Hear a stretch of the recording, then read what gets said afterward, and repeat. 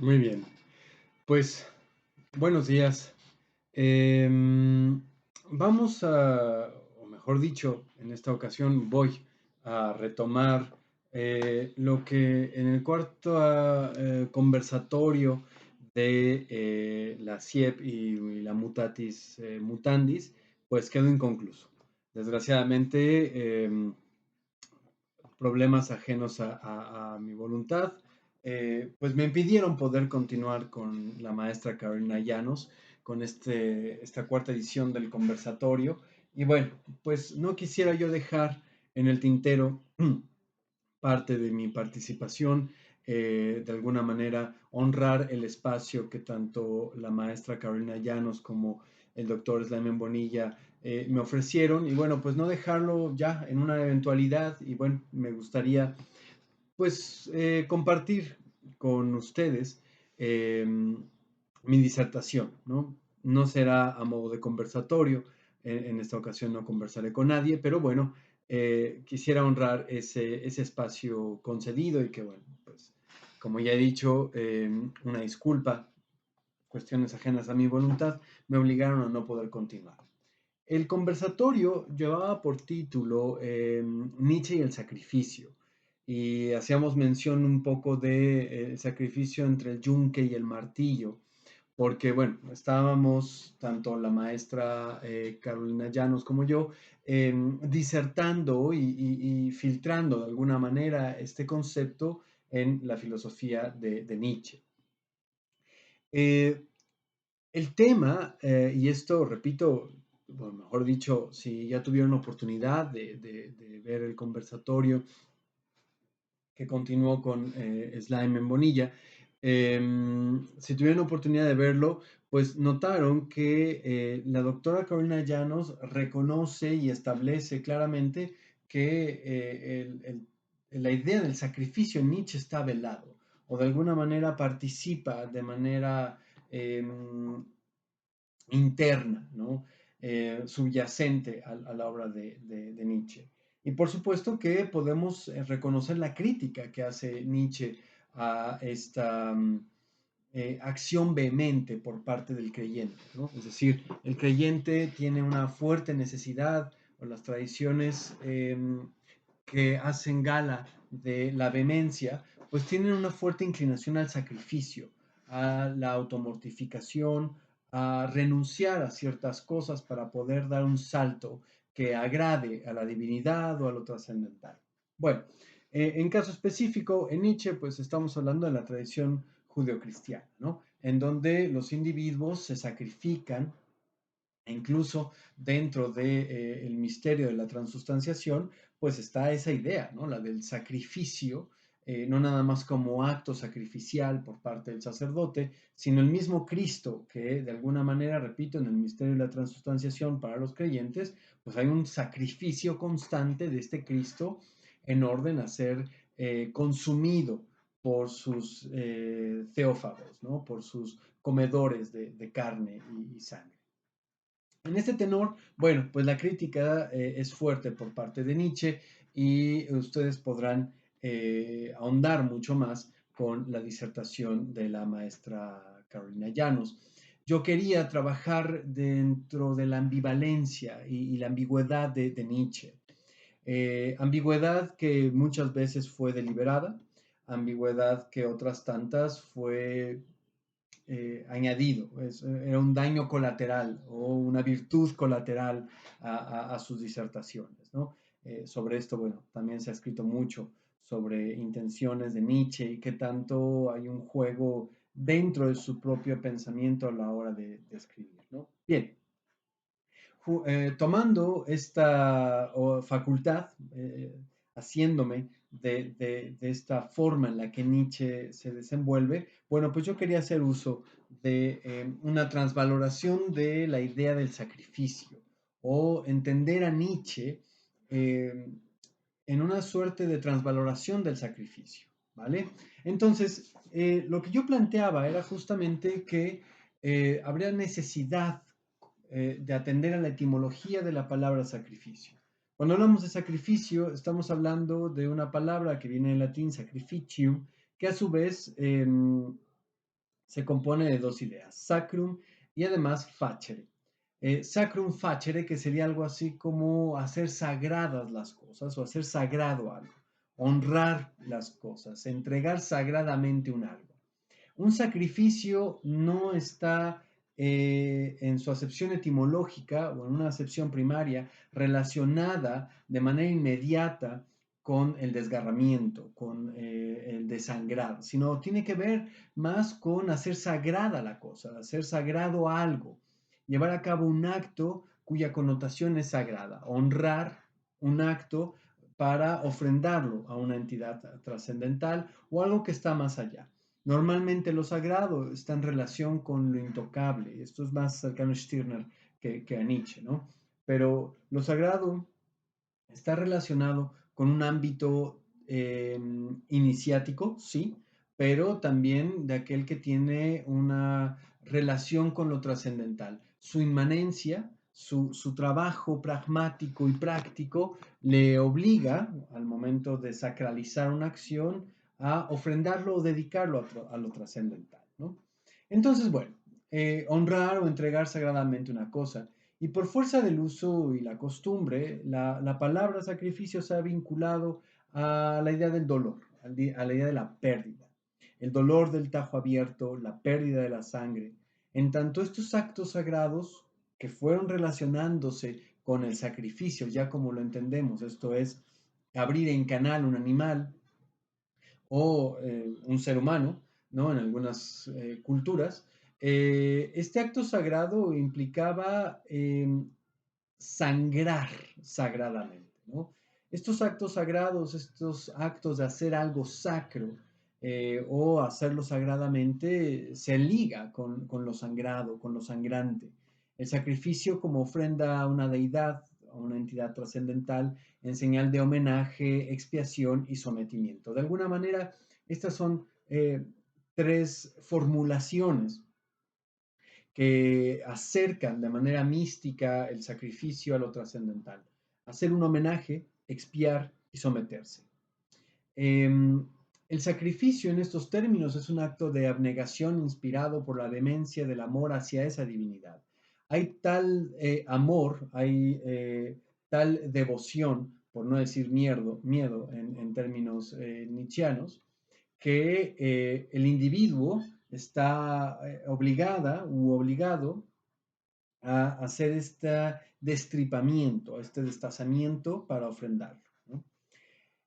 Por supuesto que en el proceso la ofrenda es la reducción, o lo ofrendado es reducido a la nada, ¿no? Es decir, lo sacrificado, lo sacralizado en este sentido, a través de hacer un acto sagrado, algo sagrado, es eviscerado, destripado, destruido, destrozado, desmembrado, ¿no? Se abre en canal, se destripa y se entrega. Por eso lo ofrendado pues termina reduciéndose a la nada.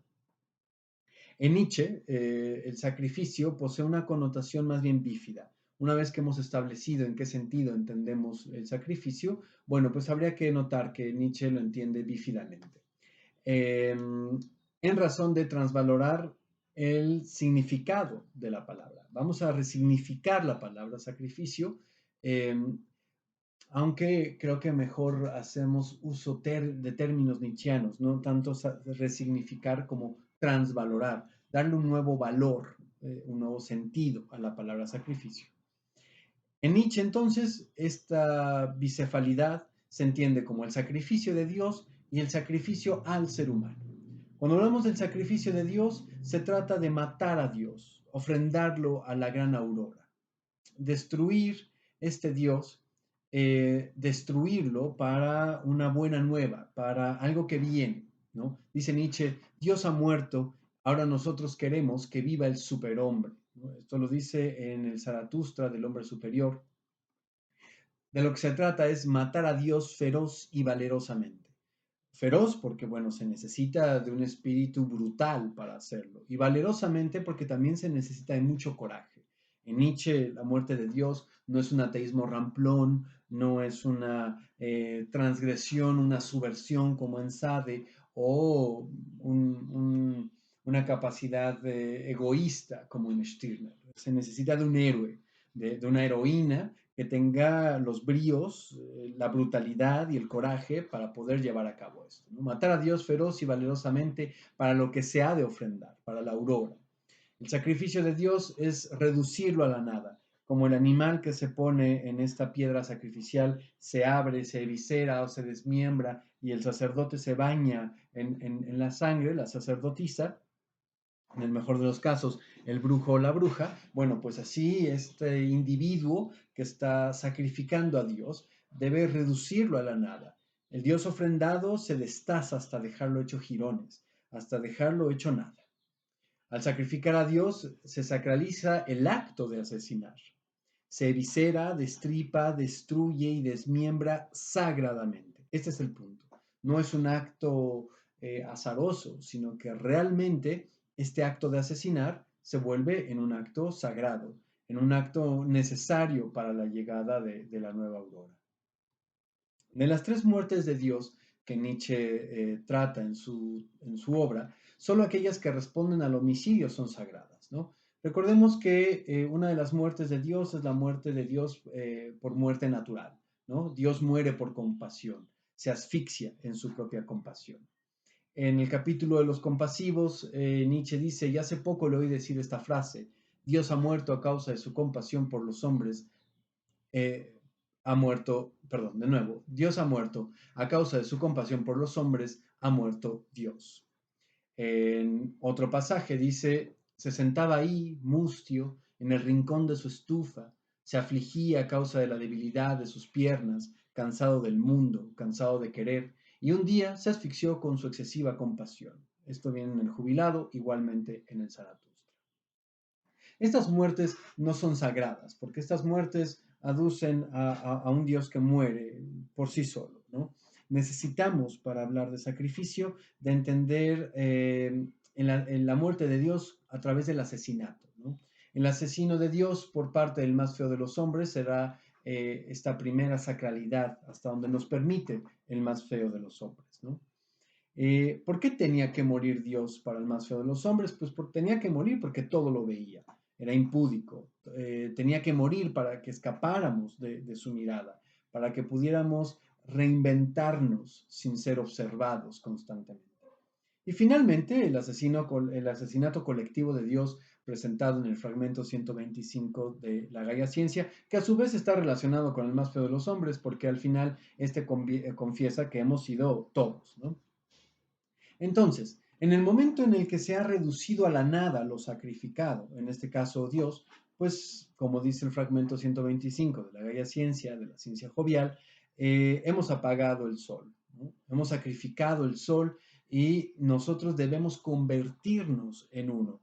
El acto de convertirnos en sol se convierte en un nuevo sacrificio, en un nuevo hacer algo sagrado, en algo que de alguna manera nos eleva.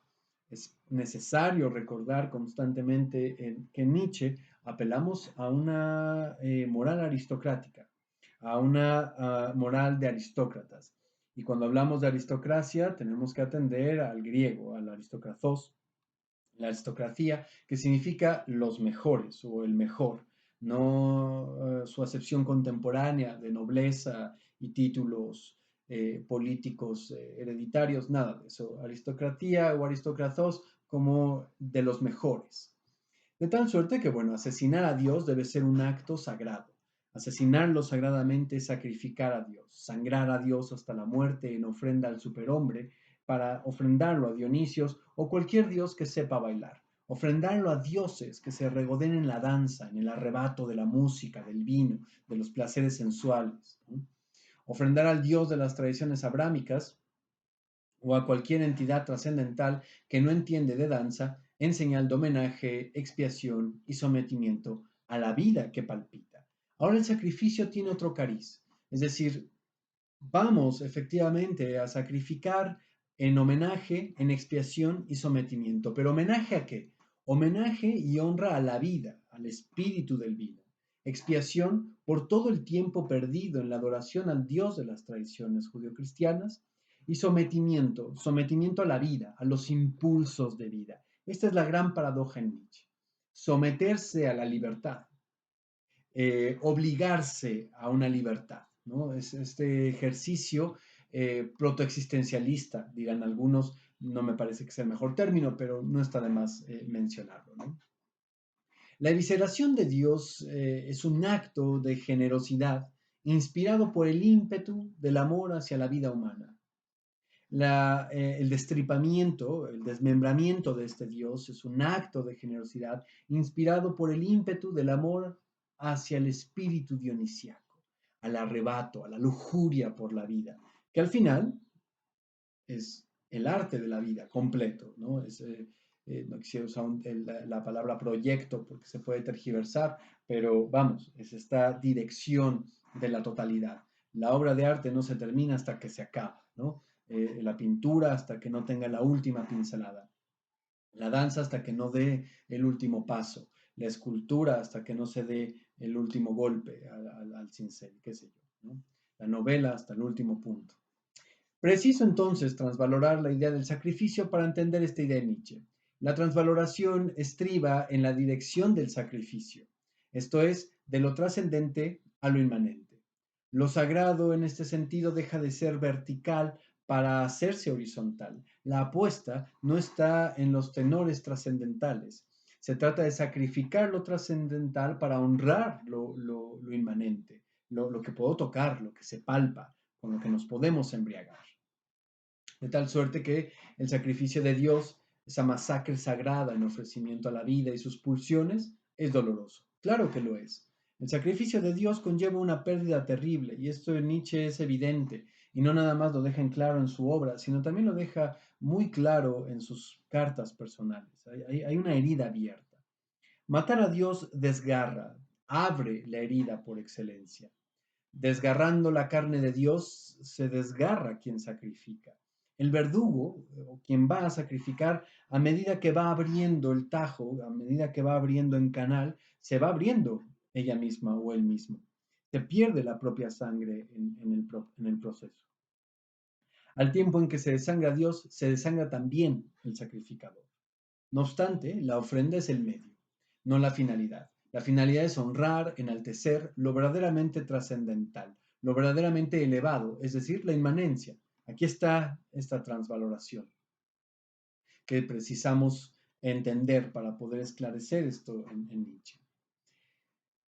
Corazón tiene, dice Nietzsche, el que conoce el miedo, pero domeña el miedo, el que ve el abismo, pero con orgullo, el que ve el abismo, pero con ojos de águila, el que aferra el abismo con garras de águila. Ese tiene valor. Esto lo plantea en Del hombre superior del Zaratustra. Esta pena, esta congoja, este dolor abierto, también implica la reapropiación del individuo. No se puede matar a Dios y estar campante, ¿no? Tras el penoso acto de sacrificar a Dios, viene la inundación de la vida. Claro, siempre y cuando cumplamos con la tercera transformación del espíritu, ¿no? Algunos dirán desde la segunda hay que empezar. Vale, está bien. Lo importante es que hay una transformación espiritual para poder dar este paso a esta posibilidad dionisíaca, para poder hacer correr en las venas la voluntad de poder. Dice Nietzsche de nueva cuenta, yo he sacrificado el reír, vosotros hombres superiores, aprended a reír, ¿no? La empresa de la carcajada, de la risa, es una empresa fuerte, es una empresa que obliga al individuo a no tener resentimientos. Eh, Dice Juan de Dios Pesa en el poema de Reír llorando, nadie en lo alegre de la risa fíe, porque en los seres que el dolor devora, el alma llora cuando el rostro ríe. Bueno, ahí hay un espíritu de pesadez, un espíritu de resentimiento muy propio de la moral de esclavos, que Nietzsche necesita deslindarse. Para el arte de reír, para el arte de la carcajada, se necesita olvido, como el niño, ¿no? Una nueva inocencia, que no quiere decir ingenuidad, al contrario, es el que se embriaga, el que se inunda de inocencia, de novedad frente a lo cotidiano. Claro, cuando uno sacrifica a los dioses, cuando se sacrifica a algún dios, se espera algo de vuelta, ¿no? ¿Qué se espera de vuelta? Bueno, se espera que se reconozca el homenaje, que los dioses o el dios reconozca el homenaje que yo estoy haciendo para ella, para él, para la entidad trascendental. Asimismo, se busca expiar las faltas y finalmente demostrar el sometimiento. De tal suerte que el sacrificio en Nietzsche obtiene de vuelta grandes milagros. ¿Cuáles? El homenaje es reconocido en el acto del disfrute de la vida. El disfrute de la vida del individuo que se ha apropiado y ha creado sus nuevos valores, este es el homenaje. El homenaje reconocido en el acto del disfrute de la vida. ¿Qué se expía? Se expía la falta de haber adorado tanto tiempo a un Dios que no sabía bailar, a través de la inocencia y el olvido. Y finalmente se somete. ¿A qué? Se somete libremente, paradoja nietzscheana, a la vida y sus pulsiones. Es este juego del que Juliana González habla en el prólogo del ethos destino del hombre, la libertad como necesidad y la necesidad como libertad, ¿no? Este juego paradójico. Por supuesto, nos sometemos a la danza arrebatada, a la danza a los pies ligeros que danzan fuerte y le dicen un santo sí a la vida. Santo sí que no podríamos decir si estamos bajo el yugo de un Dios que dictamina, obliga y manda. De la experiencia del dolor y la pérdida a ser algo sagrado, de este dolor, de este vacío o aparente vacío que hay tras el asesinato de Dios, tras la sacralización de la matanza de Dios, viene algo superior, que es el disfrute de la vida, lograr afianzar poder. El asesinato sacrificial de Dios responde a esta apropiación de los impulsos personales, a la apropiación de los impulsos individuales, que eventualmente se harán colectivos, pero no quisiera yo tocar ese tema en Nietzsche, ¿no? Que se preste para otra ocasión o para una disertación por parte de ustedes como auditorio. La voluntad de poder entonces emerge de las entrañas del Dios muerto en la plancha sacrificial. Querer ser lo que se es a través del asesinato de Dios. La reivindicación en el sentido de haberse vengado. Una venganza vindicativa, no una venganza resentida. No se trata de vengarse con resentimiento, se trata de vengarse vindicativamente, restablecer, reivindicar el orden. El orden que había sido alterado por una moral de esclavos, ¿no? Una moral de un dios de la muerte, un dios nihilista, ¿no? Como dijera Herbert Frey en el texto En el nombre de Dionisos, Nietzsche, el nihilista antinihilista. De tal suerte que, bueno, el final queda la fidelidad a uno mismo. Tras el sacrificio de Dios viene la fidelidad a sí misma, la fidelidad en la fuerza y el poder del verdugo sagrado. En este sentido, estamos entendiendo el sacrificio en Nietzsche en un tenor más bien distinto. Quisiera cerrar con palabras de José Rafael Hernández Arias, cuando dice, la voluntad de poder como la acción a favor de todo. ¿Qué es la voluntad de poder? Se pregunta Hernández Arias y se contesta. La voluntad de poder en Nietzsche es la acción a favor de todo lo que significa vida y el camino hacia el superhombre que se vincula con este acto sacrificial en los términos que lo hemos platicado. Bien, bueno, pues justo era esto lo que yo quería compartir aquella tarde en la cuarta edición del conversatorio entre la Sociedad Iberoamericana de Estudios Pesimistas y Mutatis Mutandis, pero bueno, pues como he dicho ya al principio, no me fue posible llevar a cabo. Vale, pues aquí dejo yo mi aportación con mucho gusto, no sin reconocer y agradecer de nueva cuenta tanto a todos los integrantes de la CIEP como a todos los integrantes de Mutatis Mutandis por haber procurado este espacio de conversación, al mismo tiempo al doctor Slamen Bonilla y por supuesto a la maestra Carolina Llanos. Y por sobre todo a ustedes, al auditorio que le ha dedicado un tiempo a este espacio, lo agradezco enormemente y bueno, pues ojalá se pueda coincidir en un futuro para más disertaciones. Muchas gracias y un excelente día. Hasta pronto.